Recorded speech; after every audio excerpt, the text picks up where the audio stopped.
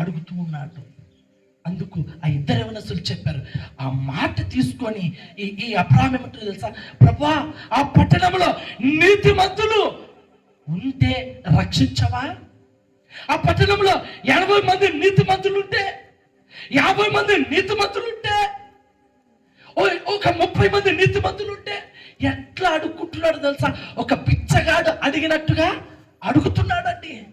కరుణించు దేవా, నేను దుమ్ముని, నేను ధూళిని, నేను అడిగేంత అర్హుడని కాను, అయినా నీతిమంతుడుంటే రక్షిస్తావా?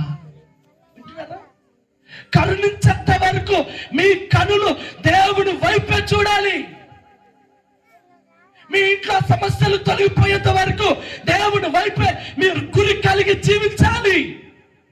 మీకున్న కష్టము తొలగిపోయేంత వరకు, మీరు బలపడేంత వరకు, ప్రార్థన స్థిరపడేంత వరకు ప్రార్థన పట్టు వదలకూడదు. అబ్రహాము కరుణించు దేవా, కాపాడు దేవా అని తన కుటుంబం కొరకు తాను చేసుకోలేదు.